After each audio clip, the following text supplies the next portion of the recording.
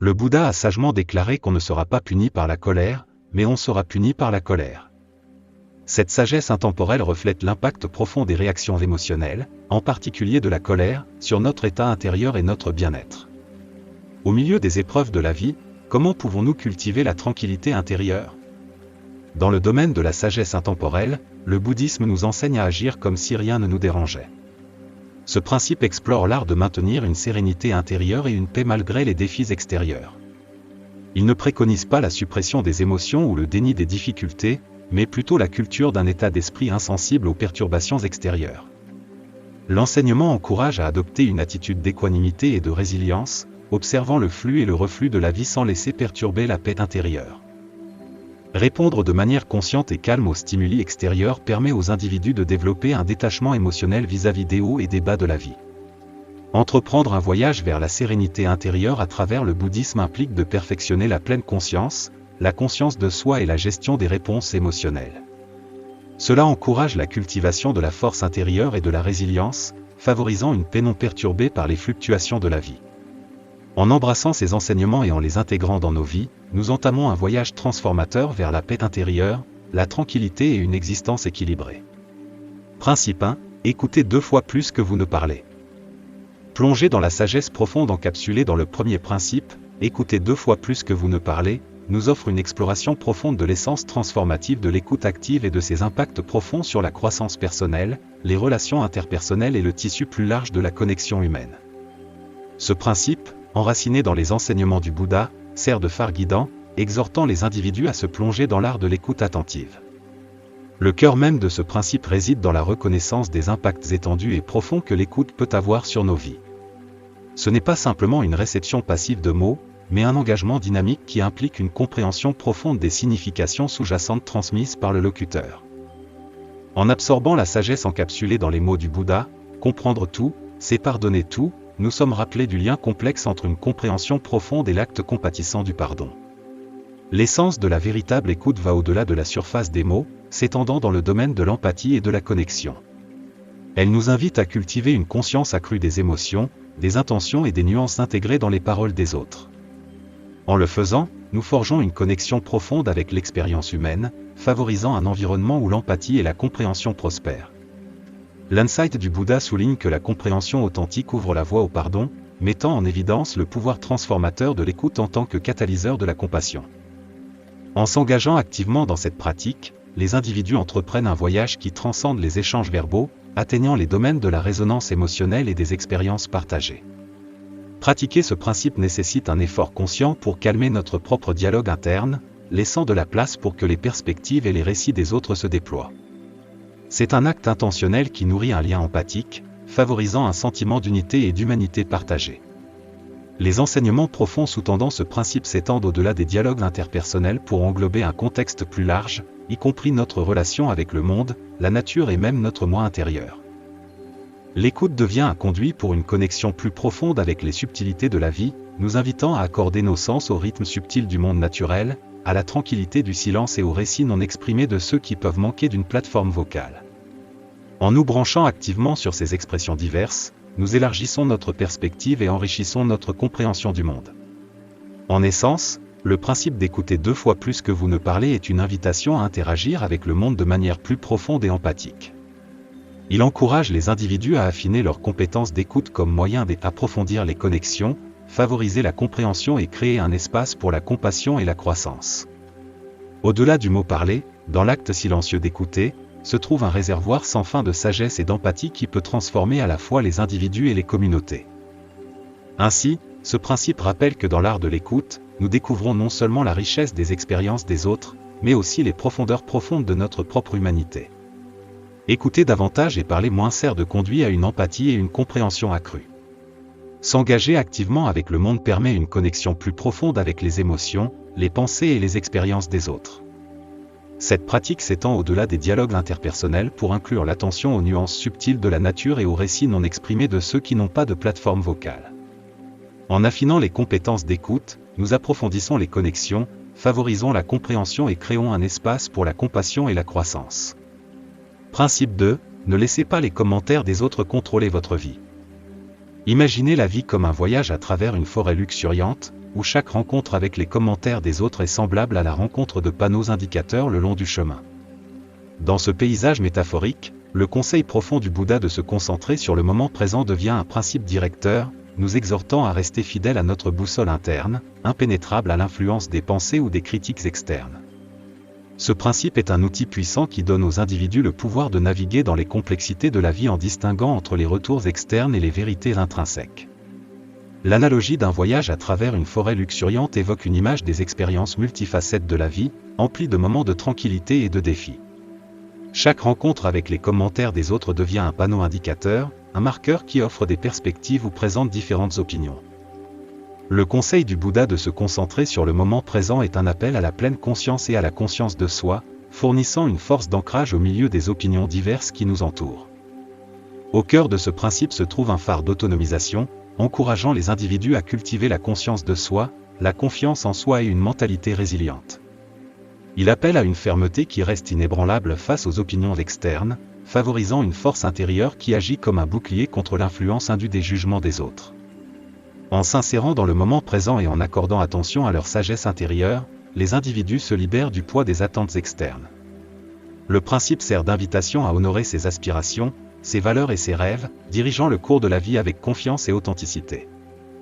Dans un monde débordant d'influences externes et d'attentes sociétales, il plaide en faveur d'un choix conscient et délibéré de rester fidèle à sa boussole intérieure. Ce faisant, les individus reprennent le contrôle de leur propre récit et résistent à être influencés par les opinions ou critiques des autres. Adopter ce principe n'est pas un appel à l'isolement ou au mépris des perspectives externes. Au contraire, il encourage une mentalité discernante qui filtre les retours externes en les alignant avec les vérités intrinsèques. C'est une reconnaissance que, bien que les conseils externes puissent offrir des perspectives, la navigation ultime du voyage de la vie réside dans le domaine des valeurs et aspirations personnelles. En essence, ne laissez pas les commentaires des autres contrôler votre vie est une philosophie d'autonomisation qui célèbre l'individualité et l'authenticité. Elle encourage les individus à voyager à travers la forêt de la vie avec confiance, en étant ancrés dans le moment présent et guidés par la sagesse de leur boussole interne. En honorant leurs aspirations et leurs valeurs uniques, les individus tracent un chemin marqué par l'expression de soi et une confiance authentique en eux-mêmes, affranchis du poids des jugements ou des attentes externes. Principe 3. Soyez prêts à accepter le pire. La vie, semblable à une rivière sinueuse, se déroule avec des courants divers de tranquillité et de turbulence. Dans ce voyage métaphorique, la profonde sagesse du Bouddha, encapsulée dans le dicton « La douleur est certaine, la souffrance est optionnelle », révèle une vérité universelle, les défis font partie intégrante de la vie, mais nos réponses à ces défis se situent dans le domaine de notre contrôle. L'essence de ce principe réside dans la préparation à accepter la nature imprévisible de la vie, favorisant ainsi la résilience, la force et la force intérieure. L'image d'une rivière sinueuse peint un tableau vivant du paysage toujours changeant de la vie, avec des étirements sereins et des courants tumultueux. L'insight du Bouddha sert de lumière guide, soulignant la vérité fondamentale que les défis sont une facette inévitable de l'expérience humaine. Alors que l'occurrence de la douleur est certaine, la réponse à celle-ci, la souffrance, est un choix que les individus ont le pouvoir de faire. Accepter le pire n'est pas un appel au pessimisme ou à la résignation, au contraire, cela implique de reconnaître la nature dynamique et imprévisible de la vie. En embrassant ce principe, les individus cultivent un esprit résilient qui leur permet de naviguer avec grâce et courage à travers les incertitudes de la vie. La reconnaissance des fluctuations inévitables de la vie devient une source de force plutôt qu'une cause de désespoir. Ce principe s'aligne parfaitement avec l'idée que la croissance émerge souvent de l'adversité. Il encourage les individus à percevoir les défis non pas comme des obstacles insurmontables, mais comme des opportunités d'apprentissage et de transformation profonde. L'acceptation des incertitudes de la vie devient un catalyseur pour le développement personnel, la résilience et le renforcement de la force intérieure. Affronter les incertitudes de la vie avec grâce et courage ne nie pas l'existence de difficultés, au contraire, cela donne aux individus le pouvoir de faire face aux défis avec un esprit de résilience. En embrassant la nature imprévisible de l'existence, les individus mobilisent non seulement leur force intérieure, mais ouvrent également la voie à la croissance personnelle et à une résilience durable. En essence, soyez prêts à accepter le pire est une invitation à aborder la vie avec un cœur ouvert et un esprit préparé. Il reconnaît l'inévitabilité des défis, exhortant les individus à y répondre avec résilience et force. En acceptant les fluctuations de la vie, les individus cultivent une force intérieure durable qui devient une force directrice, facilitant la croissance personnelle et la résilience sur le parcours complexe de la vie. Principe 4. Ne craignez pas l'échec, il mène au progrès. Enraciné dans les enseignements du Bouddha, le principe 4, ne craignez pas l'échec, il mène au progrès, sert de rappel profond du pouvoir transformateur des actions dans le contexte du moment présent.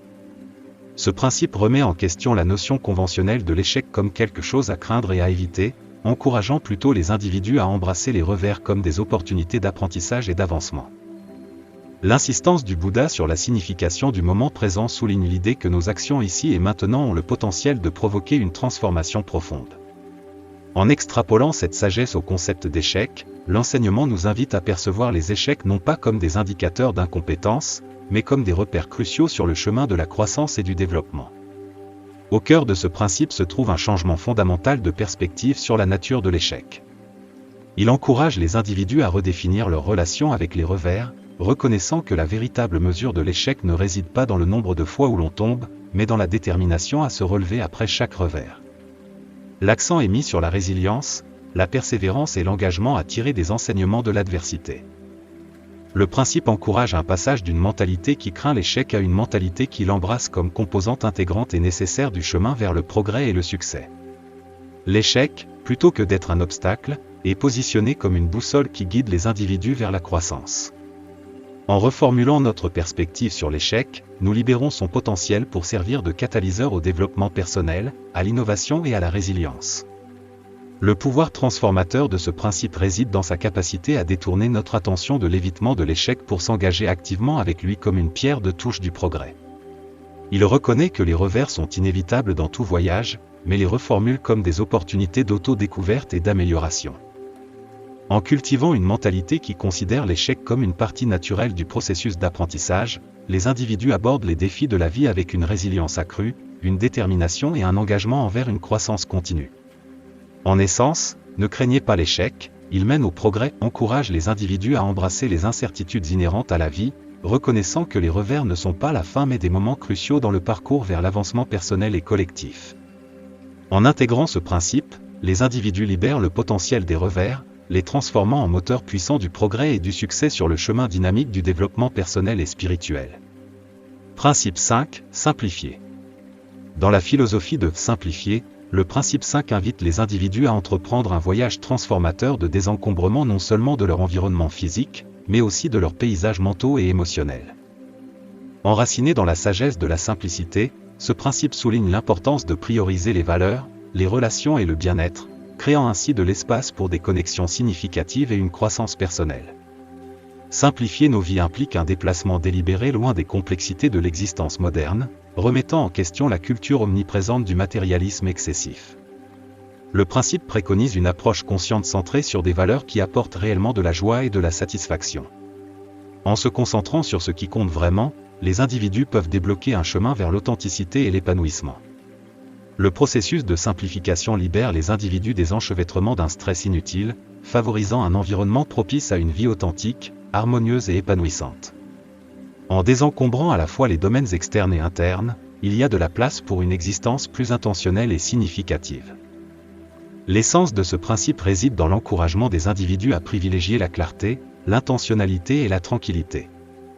En simplifiant la vie à ces éléments essentiels, on ouvre la voie à une existence plus profonde et plus intentionnelle. Cette focalisation attentionnelle sur ce qui compte vraiment favorise une paix intérieure qui reste résiliente au milieu des hauts et des bas inévitables de la vie. L'appel à la simplicité va au-delà d'une simple réduction des biens matériels, il englobe une approche holistique de la vie. Prioriser les valeurs plutôt que les possessions et favoriser des connexions authentiques plutôt que des superficialités contribue à une expérience humaine plus significative et enrichissante. Cette manière intentionnelle de vivre est en accord avec la philosophie selon laquelle le véritable bonheur se trouve dans la simplicité du voyage. En essence, simplifier est une invitation à embrasser une vie marquée par la clarté, l'intentionnalité et la tranquillité. Il sert de principe directeur pour permettre aux individus de naviguer dans les complexités de la vie moderne avec une approche concentrée et consciente. En se concentrant sur l'essentiel, les individus ouvrent la voie à une existence plus significative, favorisant une paix intérieure qui reste inébranlable face aux fluctuations de la vie. Principe 6. Pratiquer l'humilité dans la quête de la sagesse.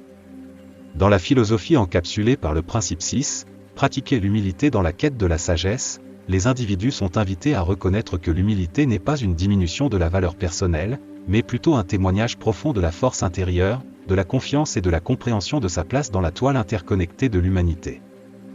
Ce principe se dresse comme un phare, soulignant que pratiquer l'humilité n'est pas un signe de faiblesse, mais un chemin vers des interactions authentiques, des connexions authentiques et de l'empathie. Contrairement à la conception erronée selon laquelle l'humilité s'appelle l'estime de soi, ce principe illumine l'humilité comme une vertu puissante qui témoigne de la force intérieure et de la confiance d'un individu. C'est une reconnaissance de sa place unique dans la grande toile de l'existence humaine, favorisant un sentiment d'interconnexion plutôt que de séparation. L'humilité devient un conduit pour des connexions significatives avec les autres et une base pour cultiver l'empathie. La vraie sagesse, selon ce principe, va au-delà des réalisations personnelles et adopte une mentalité qui valorise la croissance collective. Il encourage les individus à apprécier les contributions uniques de chaque personne sans éclipser ou diminuer les autres. Dans la quête de la sagesse, pratiquer l'humilité devient un aspect essentiel pour favoriser un environnement où les perspectives diverses sont célébrées et où les individus s'engagent dans des interactions authentiques qui transcendent les agendas centrés sur l'ego. Pratiquer l'humilité est donc une invitation à embrasser des vertus qui vont au-delà du besoin d'autograndissement. Cela crée des espaces qui favorisent des connexions significatives, permettant aux individus d'interagir avec sincérité et une véritable volonté d'apprendre et de grandir des expériences des autres.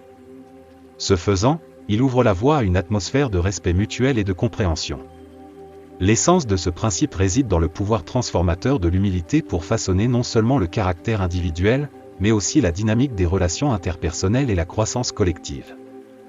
En embrassant l'humilité dans la quête de la sagesse, les individus contribuent à la création d'espaces où la sincérité, l'ouverture et un voyage partagé vers la compréhension prospèrent. En résumé, pratiquer l'humilité dans la quête de la sagesse encourage les individus à voir l'humilité non pas comme une faiblesse, mais comme une source de force et de compréhension. Il les invite à interagir avec les autres de manière authentique, en valorisant les contributions uniques de chaque personne, et à favoriser un environnement où la quête de la sagesse devient un voyage collectif vers la croissance, l'illumination et l'interconnexion. Principe 7. Reconnaître la nature transitoire de la fortune. Dans la philosophie encapsulée par le principe 7, reconnaître la nature transitoire de la fortune, les individus sont incités à opérer un changement profond dans leur quête de l'épanouissement, exhortant à s'éloigner de la poursuite effrénée de la richesse matérielle vers une quête plus significative du bonheur durable et de la paix intérieure. Ce principe affirme que la véritable richesse ne se mesure pas uniquement en termes monétaires, mais est plutôt quantifiée dans la monnaie de la santé, de la satisfaction et des relations nourrissantes. Il préconise une perspective équilibrée qui priorise les aspects de la vie contribuant au bien-être holistique. Le cœur de ce principe réside dans son appel à une recalibration des valeurs, remettant en question l'idée prédominante selon laquelle l'accumulation matérielle seule conduit au bonheur durable. En reconnaissant la nature transitoire de la fortune matérielle, les individus sont encouragés à réévaluer leurs priorités, accordant une plus grande importance aux éléments contribuant à un bien-être plus significatif et durable. La véritable richesse, comme le postule ce principe, englobe les trésors inestimables de la santé, de la satisfaction et des relations nourrissantes. Il sert de rappel qu'une approche holistique de la vie implique un équilibre harmonieux entre le bien-être physique, mental et émotionnel. En cultivant une conscience de cet équilibre, les individus peuvent favoriser une appréciation plus profonde des aspects intangibles mais profondément gratifiants de la vie. Le principe préconise une compréhension consciente des écueils associés à la poursuite unique de la richesse matérielle. Ce faisant, les individus acquièrent une sensibilisation accrue selon laquelle l'épanouissement véritable et durable découle des expériences, des relations et des moments de satisfaction plutôt que de l'accumulation de biens matériels. Ce changement de perspective devient un catalyseur pour une approche de la vie plus intentionnelle et consciente. En reconnaissant la nature transitoire de la fortune, les individus s'ouvrent à une expérience de la vie plus riche et nuancée. Cette conscience permet un virage vers l'embrasement des trésors intangibles qui contribuent à un épanouissement durable et à une harmonie intérieure. Elle invite les individus à apprécier les moments de joie, la richesse des connexions significatives et la satisfaction intrinsèque tirée d'une vie vécue avec un but et un équilibre. En essence, reconnaître la nature transitoire de la fortune sert de principe directeur pour permettre aux individus de naviguer dans leur vie avec une perspective équilibrée, en privilégiant des aspects contribuant au bien-être holistique plutôt que la poursuite éphémère de la richesse matérielle. C'est une invitation à embrasser les sources durables d'épanouissement que sont la santé, la satisfaction et les relations nourrissantes, favorisant une appréciation plus profonde des trésors intangibles qui enrichissent l'expérience humaine. En essence, ces principes servent de phare direct, orientant les individus vers l'autoréflexion, la pleine conscience et la clarté, les habilitant à naviguer dans le parcours de leur vie avec une conscience accrue. Embrasser la sagesse intégrée dans ces principes devient un catalyseur pour favoriser la paix intérieure, la satisfaction, et établir une connexion profonde tant avec soi-même qu'avec les autres. Ces enseignements n'offrent pas seulement une orientation, mais initient également un voyage transformateur vers la tranquillité au milieu des complexes intrications de la vie. Ils fournissent des outils pratiques qui contribuent à la croissance personnelle, ouvrant la voie à une existence plus équilibrée et harmonieuse. En intégrant et en appliquant ces principes dans la vie quotidienne, les individus peuvent cultiver une compréhension plus profonde d'eux-mêmes et du monde qui les entoure.